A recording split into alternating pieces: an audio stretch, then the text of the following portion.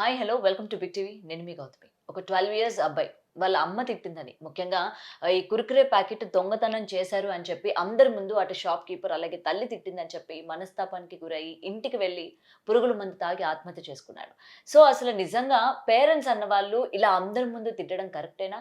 ఈ మధ్య కాలంలో మనం చూస్తూ ఉన్నాం. పక్క పిల్లలతోని కంపేర్ చేసి మాట్లాడడం కావచ్చు, లేకపోతే వాళ్ళలో ఉన్నది నీలో లేదు అని చెప్పి ఈ విధంగా మాట్లాడడం కావచ్చు. సో ఇవన్నీ కరెక్టేనా? అసలు పేరెంట్స్ అన్నవాళ్ళు ఏ విధంగా ఉండాలి పిల్లల పట్ల? పిల్లలు గూడా పేరెంట్స్ పట్ల ఏ విధంగా ఉండాలి? ఇలాంటి చిన్న చిన్న సిట్యుయేషన్స్ వచ్చినప్పుడు వాళ్ళు ఏ విధంగా మోటివేట్ అయ్యి ముందుకు వెళ్ళాలి అన్న విషయాలు తెలుసుకుందాం. ఇవాళ మనతో పాటు ప్రముఖ సైకియాట్రిస్ట్ శివ అనూప్ గారు ఉన్నారు. ఆయనతో మాట్లాడదాం. నమస్తే సార్. నమస్తే అండి. సార్ ఇక్కడ ఏజ్‌తో మ్యాటర్ లేదు. ఒక కుర్కురే ప్యాకెట్ కోసం ఎవరో తిట్టాడని, లేకపోతే సంథింగ్ ఇంక దేనికో అందరి ముందు తిట్టాడనో, లేకపోతే అంటే ఈ ఈ మధ్య కాలంలో ఎలా అయిపోయిందంటే ప్రతి ఒక్కళ్ళకి మనస్తాపానికి గురవ్వడం. వెరీ సింపుల్ అయిపోయింది. వెంటనే సూసైడ్ చేసేసుకోవడం. సో ముఖ్యంగా ఈ పిల్లలు తల్లులు కూడా ఈ విధంగానే వ్యవహరిస్తూ ఉన్నారు. మార్క్స్ రాలేదనో, లేకపోతే బిహేవియర్ బాలేదనో, వాడి డ్రెస్సింగ్ అనో, అంటే వాడిని చూసి నువ్వు నేర్చుకోరా అని చెప్పడం వల్ల ఇవాళ ఈ అబ్బాయి ప్రాణాలు తీసుకున్నారు. So yes. అసలు ఇక్కడ పేరెంట్స్ ఏ విధంగా ఇలాంటి సిట్యుయేషన్స్ వచ్చినప్పుడు పేరెంట్స్ అసల ఎటువంటి కీ రోల్ ప్లే చేయాలి? యాహ్! సో, ఈ మధ్య అంటే ఈ జనరేషన్‌లో చూసుకున్నట్లయితే పిల్లల్లో కొంచెం కోపింగ్ స్కిల్స్ అనేవి తక్కువైపోయినాయన్నమాట. ఈ హ్మ్. కోపింగ్ స్కిల్స్ అంటే ఒక ప్రాబ్లమ్ వచ్చినప్పుడు ఫేస్ చేసే కెపాసిటీ అనేది తగ్గిపోయిపోయిందన్నమాట. సో, వాళ్ళు ప్రాబ్లమ్స్ నుంచి ఎస్కేప్ అవ్వాలని చూస్తున్నారు. హ్మ్. సో, ఫ్యూచర్‌లో వాళ్ళకి సడెన్‌గా ప్రాబ్లమ్ వచ్చినప్పుడు వాళ్ళు దాన్ని ఎదుర్కోలేరన్నమాట. ఎదుర్కోలేనప్పుడు ఈ సడెన్‌గా వాళ్ళకి ఇంపల్సివ్‌గా వాళ్ళు సూసైడ్ అటెంప్ట్ చేసుకోవడం జరుగుతుంది. హ్మ్. వాళ్ళేమి హ్మ్. ఆలోచించరు. ఇంకా నెగెటివ్ వేలోనే వాళ్ళ మైండ్‌సెట్ ఎళ్ళిపోతుంది. నెగెటివ్ థాట్స్ ఇమ్మీడియేట్‌గా ఫ్లేర్ అప్ అయ్యి అదే. వాళ్ళు ఇమ్మీడియేట్‌గా సూసైడ్ చేసుకుంటున్నారు. సో, మనం ఇప్పుడు వెస్ట్ బెంగాల్‌లో గూడా అదే చూసామనమాట. హ్మ్.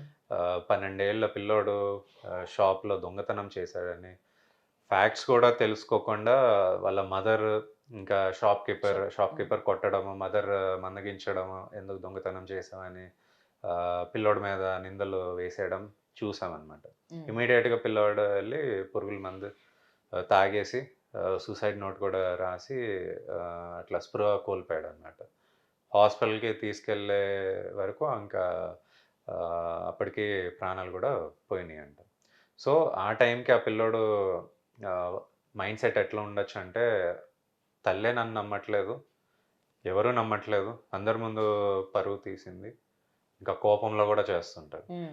అదే నిమిషానికి బాధతో గూడా సూసైడ్ గూడా చేసుకొనుండొచ్చు. హ్మ్. అందుకే సూసైడ్ నోట్ గూడా రాసి బహుశా ప్రీవియస్‌గా గూడా ఏమన్నా అంటే వాళ్ళ పేరెంట్స్ పిల్లోడిని నమ్మకపోవడము, ఏది ఓకే. చేసినా నమ్మకపోవడము, ప్రతిదానికి కోప్పడ్డము, హ్మ్. లేకపోతే అందరి ముందు తిట్టడము, కొట్టడము ఇట్లాంటివి చేసినా గూడా చాలామంది పిల్లలు కుంగిపోతారనమాట. హ్మ్. సో, వాళ్ళ మైండ్‌సెట్ అనేది చాలా అంటే టెండర్‌గా ఉంటుంది. ఆహ్, చిన్న చిన్న వాటికి గూడా వాళ్ళు ఎక్కువగా ఫీల్ అవుతుంటారు, హర్ట్ అవుతుంటారు. ఓకే. సో, ఫీల్ అయ్యి, హర్ట్ అయ్యి వాళ్ళు ఇట్లాంటివి అంటే సూసైడ్ అటెంప్ట్స్ అనేవి చేసుకుంటారనమాట. సో, ఈ సూసైడ్ అటెంప్ట్ అనేది ఇంపల్సివ్‌గా జరుగుతుంది వాళ్ళలో. హ్మ్. వెంటనే within fraction of seconds, decisions మినిట్స్‌లోనే డెసిషన్ తీసుకుంటారు. తీసేసుకుంటారు. ఓకే. సో, అట్లాంటి డెసిషన్స్ అనేవి చాలా వాటినే ఇంపల్సివ్ సూసైడ్స్ అంటాం. హ్మ్. సో, ఇది పిల్లల్లోనే గాదు, పెద్దవాళ్ళలో గూడా చూస్తున్నాం. అంటే టీనేజ్ దాటి తర్వాత అడల్ట్స్ అయినా కూడా ఇట్లాంటివి కామన్‌గా అవుతుంటాయి. హ్మ్. సో, ఈ కోపింగ్ స్కిల్స్ అనేది చాలా ఇంపార్టెంట్. Coping mechanisms. వాళ్ళని చిన్నప్పటి నుంచే చిన్న చిన్న ప్రాబ్లమ్స్‌కి ఫేస్ చేయనివ్వాలి.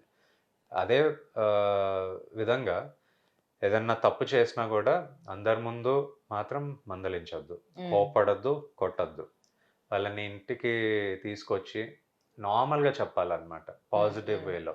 సో దట్ వాళ్ళు గూడా అర్థం చేసుకుంటారు. వాళ్ళు ఎక్కువగా హర్ట్ అవ్వరు. ఓకే. ఎందుకంటే చిన్న పిల్లలే ఎక్కువగా ఇట్లాంటి వాటికి ఫీల్ అవుతారు.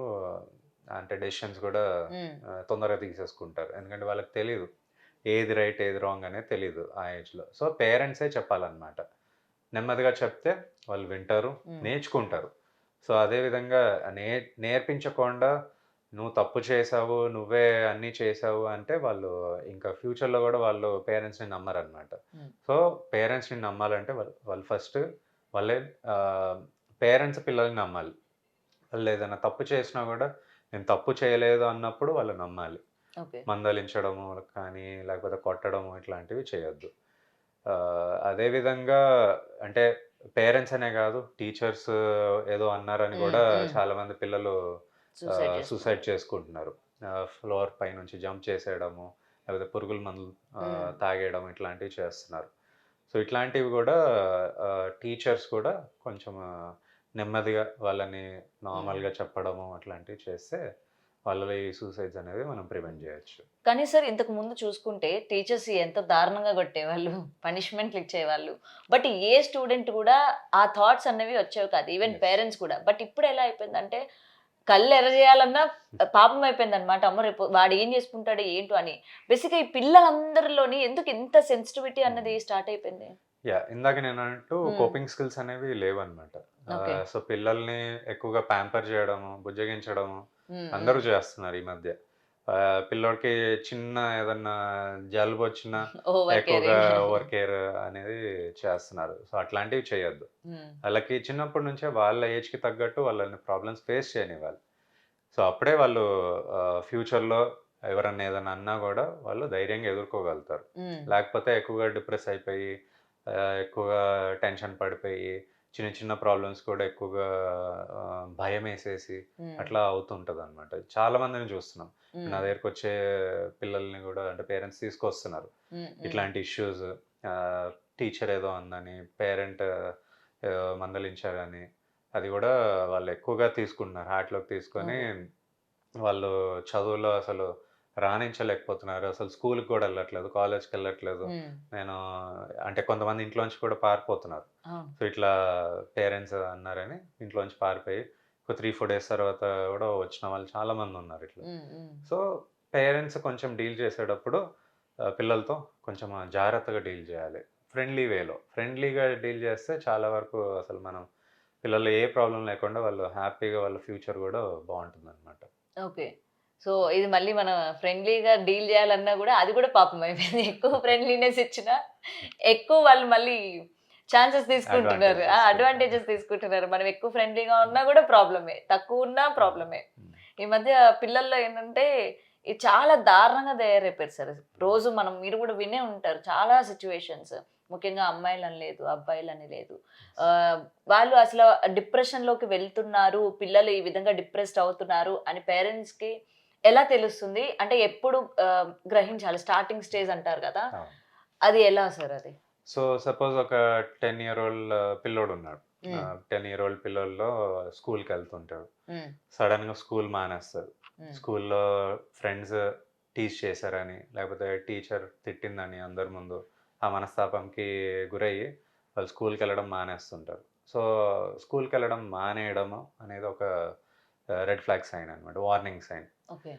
సో, పిల్లోడు అసలు తినట్లేదు, ఫుడ్ తినట్లేదు, సరిగ్గా నిద్రపోవట్లేదు రాత్రిపూట. ఎక్కువగా అంటే ఫోను చూస్తున్నారు. లేకపోతే ఎక్కడికి అంటే వేరే ఫ్యామిలీ మెంబర్స్‌తో గాని అసలు ఎవరితోని ఇంటరాక్ట్ కావట్లేదు. ఏడుస్తున్నాడు ఎక్కువగా హ్మ్. అన్నట్లయితే ఇవన్నీ కొన్ని వార్నింగ్ సైన్స్ అనమాట. పిల్లోడు ఓకే. డిప్రెషన్‌కి గురవుతున్నాడని. ఓకే. సో, మనం పిల్లల్లో గూడా చూస్తున్నాం ఈ మధ్య. ఆహ్, 5 ఇయర్ ఓల్డ్, 6 ఇయర్ ఓల్డ్‌లో గూడా డిప్రెషన్ కామన్‌గా అవుతుందనమాట. సో, హ్మ్. వాళ్ళలో ఏంటంటే వాళ్ళు చెప్పుకోలేరు. వాళ్ళకి సింప్టమ్స్ ఉన్నాయి. నాకు ఎక్కువగా బాధ అనిపిస్తుంది. నాకు భయమేస్తుంది. నాకు టెన్షన్‌గా ఉంది. నాకసలు ఎవరితోని లేదు అని వాళ్ళు చెప్పరనమాట. సో, పేరెంట్సే గుర్తించాలి. పేరెంట్స్ హ్మ్. గాని, ఇంకెవరన్నా వెల్ విషర్, గార్డియన్ వాళ్ళే గుర్తించి వాళ్ళని ఎమ్మటే సైకియాట్రిస్ట్‌ని హ్మ్. ఆహ్, కన్సల్ట్ అయ్యేలా చూసుకోవాలనమాట. సో, వాళ్ళకి రైట్ టైమ్‌లో కౌన్సెలింగ్ అనేది ఇవ్వగలిగితే వాళ్ళలో చాలా ప్రాబ్లమ్స్ మనం ప్రివెంట్ జేయొచ్చనమాట. ఓకే. సో, ఇదే కాదు ఒక 15 ఇయర్ ఓల్డ్ పిల్లోడు గాని ఆహ్, వీళ్ళలో చూసినా గూడా ఇట్లాంటి సింప్టమ్స్ కనిపిస్తుంటాయి. ఏజ్ పెరుగుతున్న కొద్దీ వాళ్ళు ఐడెంటిఫై చేసుకోగలుగుతారు. హ్మ్. ఈ మధ్య ఇంటర్నెట్ అంటే గూగుల్‌లో అందరూ సెర్చ్ చేస్తున్నారు. ఇట్లా అనిపిస్తుంది నాకేంటి? ప్రాబ్లమ్ ఏంటి? అని వాళ్ళే గుర్తించి, గ్రహించి వాళ్ళు పేరెంట్స్‌కి చెప్తున్నారు కొంతమంది. ఓకే. అంటే చాలామంది పిల్లలు చెప్పుకోలేరు. వాళ్ళకి తెలీదు ఇంటర్నెట్ యాక్సెస్ లేకపోవడం కొంతమందికి. అంటే విలేజెస్‌లో ఉన్నవాళ్ళు, వాళ్ళు ఇంటర్నెట్ ఎట్లా యాక్సెస్ చేయాలో వాళ్ళకి తెలియకపోవచ్చు. సో, అందుకనే వాళ్ళు ఒకవేళ ఎక్కువగా దిగులుగా ఉండడం, ఎవరితోనూ మాట్లాడట్లేదు, లేకపోతే ఎక్కువగా ఏడుస్తున్నారు, చనిపోవాలనే ఆలోచనలు చెప్పడము, విపరీతమైన కోపము, నిద్రపోకపోవడము, తినకపోవడము. సరిగ్గా ఇవన్నీ ఉన్నట్లయితే వాళ్ళలో డిప్రెషన్ లక్షణాలు ఉన్నట్టు అనమాట. సో వాళ్ళు వెంబటే సైకాట్రిస్ట్‌ని కన్సల్ట్ అయితే చాలా మంచిది. For more videos like this, subscribe Big TV channel.